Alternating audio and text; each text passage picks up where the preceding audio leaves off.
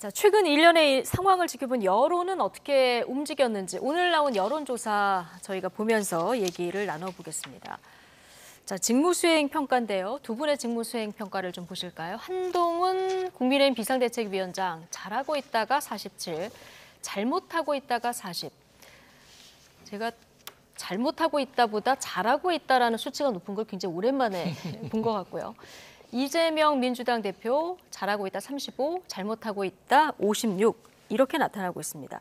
자, 여론조사가 언제 실시됐냐면 월, 화, 수 그러니까 일요일 날 이 갈등이 터진 이후 그리고 그 일련의 사태를 지켜본 그 여론의 흐름이거든요. 어떻게 읽으십니까? 그러니까 뭐 여러 여론조사가 있는데 대체적으로 아까 앵커님이 말씀하셨다시피 다른 여론조사도 보면은 부정평가가 조금 더 높았어요. 네. 40%대에서 두 답이 있었지만은 대체적으로 부정평가가 한 48, 뭐 47 이 정도 되고 긍정이 한 40, 41 이 정도 나왔는데 그게 이제 좀 역전이 되는 분위기다라는 건데 어쨌든 반 윤석열 정서가 지금 팽배하고 대통령 긍부정 평가를 보면 알 수 있잖아요. 네. 거기에 이제 국민의 대통령 상식에 지지율도 저희 한꺼번에 그래픽 좀 보여주시죠. 예.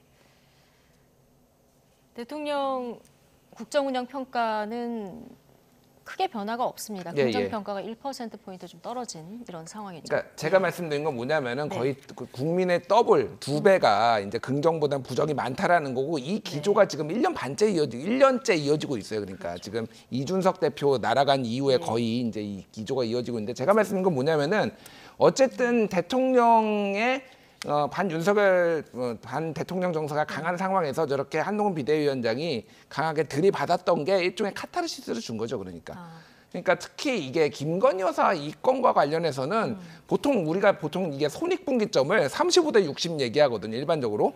그러니까 긍정 35, 부정 60이 이게 계속 대충 보면은 가고 있는데 이제 이게 ARS냐 아니면 면접조사냐 다르지만은 그거보다도 안 좋아요. 그러니까 예. 김건희 여사 뭐 리스크라든지 이거 이런 거부권 행사하는 거 대통령 거부권 이런 건데 거기에 한동훈 비대위원장이 이제 들이받는 모습을 보여주니까 당연히 직무 수행이 상당히 올라갔다라고 보면 될 것 같고 이재명 대표는 그냥 저게 변하지가 않습니다. 예, 저게 안 변하는 이유가 이재명 대표가 하는 게 없어서 그래요.